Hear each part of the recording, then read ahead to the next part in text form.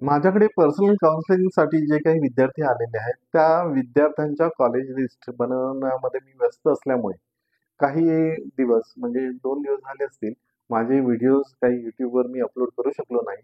पण कालपासून एक न्यूज जी आहे, की 2,14,000 विद्यार्थ्यांनी इंजिनिअरिंग ॲडमिशनसाठी रजिस्ट्रेशन केलेलं आहे.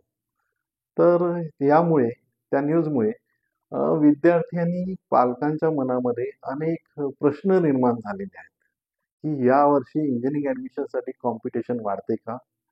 कट ऑफ वाढणार आहेत का? तर असेच काही प्रश्न जे आहेत त्यांची उत्तरं मी या व्हिडिओच्या माध्यमातून देण्याचा प्रयत्न करणार आहे. नमस्कार, मी साळुंखे सर. साळुंखे सर केमिस्ट्रीमध्ये आपलं स्वागत आहे. तुम्ही साळुंखे सर केमिस्ट्री या YouTube चॅनलवर छानपैकी प्रतिसाद देत आहात. जास्तीत जास्त लोकांपर्यंत हा चॅनल पोहोचवण्याचा प्रयत्न करा. तुमचे नातेवाईक असतील, रिलेटिव्हज वगैरे, फ्रेंड्स वगैरे असतील, त्यांच्यापर्यंत हा चॅनल पोहोचवा. जेणेकरून प्रत्येक विद्यार्थी जो इंजिनिअरिंग ॲडमिशनसाठी प्रयत्न करत आहे, त्याच्यापर्यंत ही माहिती व्हिडिओच्या माध्यमातून त्या व्यक्तीपर्यंत पोहोचेल. ठीक आहे. आता मी एक व्हिडिओ तुम्हाला सांगेन. असे अनेक व्हिडिओज आहेत या चॅनलवर. एक व्हिडिओ सांगेन, याच्या अगोदरचाच व्हिडिओ, हा व्हिडिओ अपलोड होण्याच्या अगोदरचा व्हिडिओ जो आहे तो कॉलेज लिस्ट कशी तयार करायची, हा व्हिडिओ खूप महत्वाचा आहे. तुम्हाला हा व्हिडिओचा रेफरन्स लागणार आहे, वेळोवेळी लागणार आहे.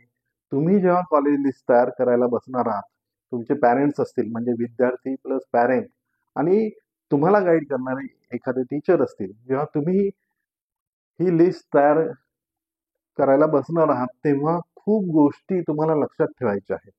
ओके. हा जो वेळ आहे, हा वेळ म्हणजे आता जर आपण टाइम टेबल पाहिलं तर रजिस्ट्रेशनची अपलोडिंग, डॉक्युमेंट्स अपलोडिंग सर्व झालेलं आहे. आता प्रोव्हिजनल मेरिट लिस्ट 18 तारखेला आहे. 18 तारखेला आपल्याला कळेल की ऍक्च्युअली किती विद्यार्थ्यांनी रजिस्ट्रेशन केलेलं आहे. ओके. मग प्रोव्हिजनल मेरिट लिस्ट आल्यानंतर फायनल मेरिट लिस्ट मध्ये त्यापैकी किती विद्यार्थी आहेत. ओके. म्हणजेच फायनल मेरिट लिस्ट जी आहे ती मेरिट लिस्ट आपल्या सीईटी सेलच्या या वर्षीच्या वेबसाईटवर म्हणजे सीईटी FE 2025.mahacet.org या वेबसाईटवर ती लिस्ट जी आहे ती पब्लिश केली जाईल. ती लिस्ट येणार आहे, फायनल मेरिट लिस्ट येणार आहे 24 तारखेला. तर आज आहे 16 तारीख. ओके. हा, 16 तारीख आणि आपल्याला जवळपास 8 दिवस आहेत. मग हे जे 8 दिवस आहेत यामध्ये आपण college wise list, branch wise list तयार करून ठेवल्या पाहिजेत. कारण तुमच्या एका ऍडमिशनसाठी अनेक लिस्ट तयार होणार आहेत.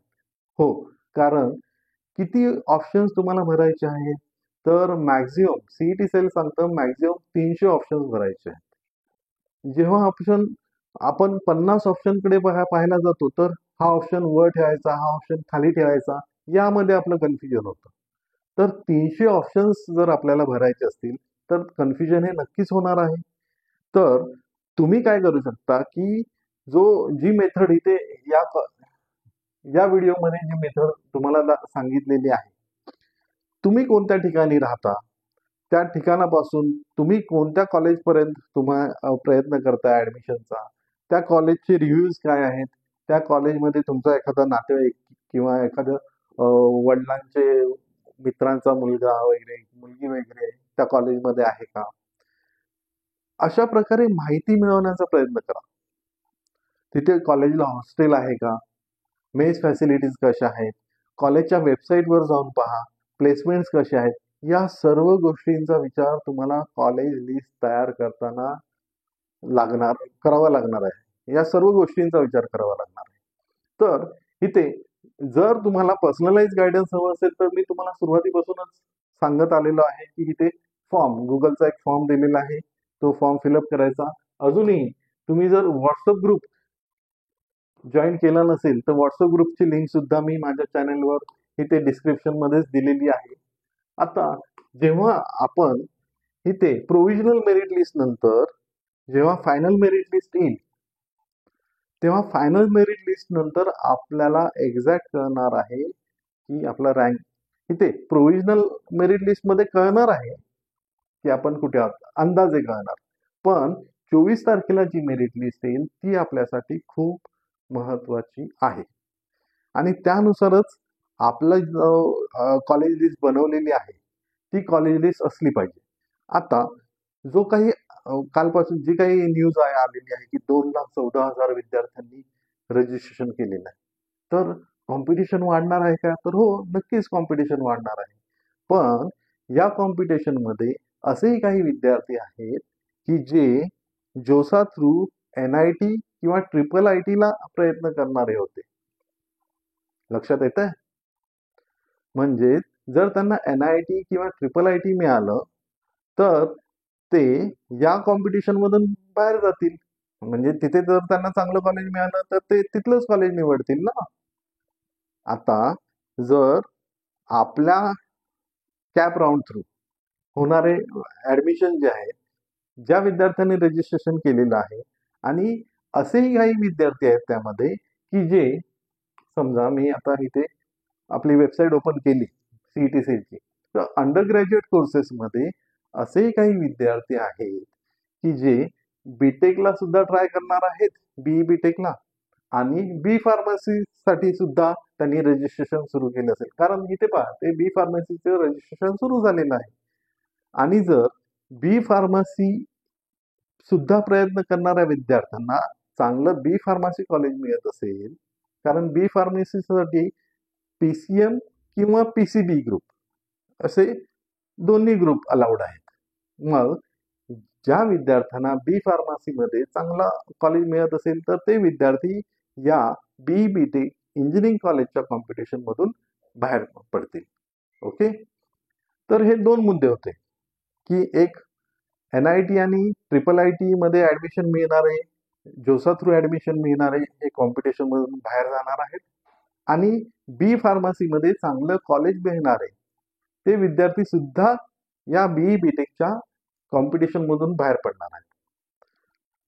अजून काही विद्यार्थी जे प्रयत्न करत आहेत, तर म्हणजेच कॅप राऊंड थ्रू प्रयत्न करणार आहेत, त्यांची लिस्ट हा जो वेळ आहे 8 दिवसांचा, हा वेळ जो आहे तो लिस्ट तयार करण्यामध्ये जर तुम्ही वापरलात व्यवस्थित, योग्य प्रकारे जर लिस्ट व्यवस्थित बनवली, प्रेफरन्स वाईज प्राथमिकता कोणत्या कॉलेजला द्यायची हे तुम्हाला माहीत असलं पाहिजे.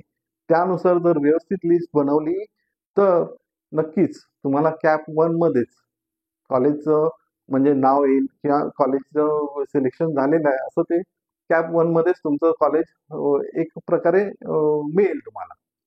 आता तेव्हा फ्रीज करायचं आहे, फ्लोट करायचं आहे, बेटरमेंटला जायचं आहे, हा तुमचा निर्णय आहे. पण जेव्हा हा जो आकडा आहे की 2,14,000 विद्यार्थ्यांनी रजिस्ट्रेशन केलेलं आहे, त्यानंतर पालक जे आहेत ते संभ्रमावस्थेत येतात की अरे आता कॉम्पिटिशन वाढणार आहे, मग एखाद्या प्रायव्हेट कॉलेजला डोनेशन भरून ऍडमिशन घेऊन टाकू, जास्त टेन्शन नको, किंवा एखाद्या कॉलेजमध्ये मग असा ते मार्ग निवडतात. मग कॅप थ्रू ऍडमिशन होणार आहेत का? तर हो, होणार आहेत. तुमचा पर्सेंटाईल कमी आला जरी असेल तरीही ऍडमिशन होणार आहे. पहा, कारण मी जेव्हा जस्ट एक सर्च केला की गेल्या वर्षी किती रजिस्ट्रेशन झालेले, तर गेल्या वर्षी 1,80,000 रजिस्ट्रेशन झालेले, त्याच्या आसपास जवळपास. तर गेल्या वर्षी सर्वच्या सर्व त्या 1,80,000 जणांनी ऍडमिशन घेतले का? तर नाही. मग जवळपास ते ऍडमिशन 1,13,000च्या आसपास ऍडमिशन घेतले विद्यार्थ्यांनी BE बीटेकला. मग गेल्या वर्षी सीट्स रिकाम्या राहिल्या असतील. हो, गेल्या वर्षी प्रत्येक वर्षी BE बीटेकच्या सीट्स वॅकेंट राहतात, रिकाम्या राहतात. हो, खरोखरच. तर मी जस्ट असं गुगलवर सर्च केलं की Maharashtra engineering seats remain vacant after cap 2024. तर मला त्यांनी 51,000 गुगलने सांगितलेलं आहे. मी त्याच्यावर विश्वास ठेवत नाही, पण काही ना काहीतरी तथ्य असेल की 51,000 गुगलने सांगितलेलं आहे. काही न्यूज म्हणजे तुम्ही हे सर्च करू शकता, मी त्याच्या डिटेलमध्ये जात नाही. पण 10,000 तरी सीट्स रिकाम्या राहिल्या असतील. म्हणजेच 50,000च्या आसपास सीट्स जर रिकाम्या राहिल्या असतील असं आपण मानू, तर यामध्ये एक मुख्य करून एक गोष्ट येते की जे विद्यार्थी आहेत ते जी काही कॉलेज लिस्ट आहे, जो काही प्रेफरन्स फॉर्म आहे, जो काही ऑप्शन फॉर्म आहे, तो व्यवस्थित न भरल्यामुळे ते कॅप राउंडमध्ये सिलेक्ट होत नाहीत. आता एक उदाहरण सांगतो. समजा मला 80% आहे. आता 80% नुसार माझा रँक येणार. पण जर माझा 80% आहे आणि मी फक्त टॉपचेच कॉलेजेस निवडलेले आहेत आणि टॉपचेच कॉलेज त्या लिस्टमध्ये आहेत, तर माझं सिलेक्शन होईल का त्या कॉलेजेसमध्ये? नाही. मी इतर कॉलेज टाकलेच नाही. तर माझं सिलेक्शन होणार नाही कॅप 1 मध्ये. म्हणजेच कॅप 1 जो आहे, त्या कॅप 1 मध्ये मला असेच कॉलेज टाकले पाहिजेत, की जिथे माझ्या पर्सेंटाइलच्या रेंजमध्ये, म्हणजे मला 80% आहे, तर मी रेंज घेणार 90 ते 70 पर्सेंटाइलची किंवा 60 पर्सेंटाइलची. रिस्क नको म्हणून. आणि या पर्सेंटाइल रेंजमध्ये असलेले कॉलेज जे आहेत, ते मी माझ्या कॉलेज लिस्टमध्ये म्हणजेच ऑप्शन फॉर्ममध्ये भरेन आणि छानपैकी मला ॲडमिशन होऊ शकतं. पण मी जर फक्त टॉपचेच कॉलेज टाकले, तर ॲडमिशन होणार नाही. मला कॅप 1 मध्ये निराश व्हावं लागेल. अरे, मला ॲडमिशन मिळालं नाही या कॅप 1 मध्ये. मग मी पॅरेंटला सांगेन, की "अरे, पप्पा, आई, माझं ॲडमिशन झालं नाही." असं कसं? मग अशी जर गोष्ट टाळायची असेल, तर आपण आपल्या पर्सेंटाइलनुसार, आपल्या रँकनुसार ती कॉलेज लिस्ट बनवली पाहिजे. म्हणजेच कॉलेज लिस्ट बनवणे हे खूप महत्त्वाचं आहे. ऑप्शन फॉर्म व्यवस्थित भरणे हे खूप खूप महत्त्वाचं आहे. फक्त ऑप्शन फॉर्म व्यवस्थित न भरल्यामुळे हजारो विद्यार्थी या ॲडमिशनपासून वंचित राहतात. हो, दरवर्षी. म्हणून व्यवस्थित कॉलेज लिस्ट बनवा. मी त्यासाठी YouTube चॅनेलवर हा व्हिडिओ सुद्धा अपलोड केलेला आहे. याची हेल्प घ्या. तुम्हाला पर्सनलाइज गाईडन्स हवं असेल तर मी तुम्हाला सांगितलेलंच आहे. ही जी वेबसाईट आहे, या वेबसाईटनुसार सर्व अपडेट्स येतात. हां, आणि अजून एक गोष्ट, तुम्हाला वेळच वेळ आहे. विद्यार्थ्यांना मी सांगतोय, विद्यार्थ्यांना खूपच वेळ आहे. उगाचच ते Instagramचे रील्स, YouTubeचे व्हिडिओज, शॉर्ट्स वगैरे बघण्यात वेळ घालवू नका. हां, हे जे काही इन्फॉर्मेटिव्ह व्हिडिओज आहेत, असे तुम्ही व्हिडिओज पहा. कॉलेजच्या रिव्ह्यूज वाचा. रिव्ह्यूज म्हणजे त्या कॉलेजमध्ये जे शिकत असलेले विद्यार्थी आहेत, त्यांचा अनुभव काय आहे? कॉलेजचं हॉस्टेल कसं आहे? कॉलेजची मेस कशी आहे? प्रत्येक कॉलेजची ही इन्फॉर्मेशन तुम्हाला असली पाहिजे. कॉलेजच्या वेबसाईट्सला व्हिजिट करा. त्या कॉलेजच्या वेबसाईटवर प्लेसमेंट्स काय आहेत? टी-पी-ओचे मेसेज काय आहेत? टी-पी-ओज कोण आहेत? TPO means training and placement officer. हे कोण आहेत? म्हणजे प्लेसमेंट्स किती आहेत? किती प्लेसमेंट झालेले आहेत? हायेस्ट पॅकेज पाहू नका.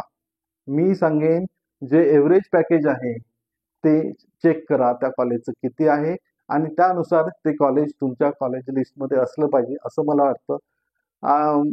मला असं वाटतं की तुमच्या प्रश्नांची उत्तरे तुम्हाला मिळाली असतील, की कॉलेज लिस्ट खूप महत्त्वाची आहे. ठीक आहे. हा व्हिडिओ आवडला असेल तर नक्कीच शेअर करा. आत्तापर्यंत सबस्क्राईब केलं नसेल तर प्लीज सबस्क्राईब करा. खूप सारे व्हिडिओज येणार आहेत. अजून काही कॉलेजेस आहेत, म्हणजे माझ्या व्ह्यूजमध्ये काही कॉलेजेस आहेत. त्या कॉलेजेसवर मी व्हिडिओज बनवणार आहे. ते काही कॉलेजेस असे आहेत, की ते कॉलेजेस टाकताना ते कॉलेजची लिस्ट कशी तयार करायची आहे, त्या एका विशिष्ट कॉलेजची वेगळ्या ट्रेड वाईज कशी लिस्ट तयार करायची आहे, असे व्हिडिओज येणार आहेत. आपली जी प्रोव्हिजनल मेरिट लिस्ट असते, प्रोव्हिजनल मेरिट लिस्ट म्हणजे काय आहे, फायनल मेरिट लिस्टवर व्हिडिओ येणार आहे. असे अनेक नवनवीन व्हिडिओ येतच राहणार आहेत या चॅनेलवर. सबस्क्राईब केलं नसेल तर प्लीज सबस्क्राईब करा. मी इथे थांबतो. धन्यवाद.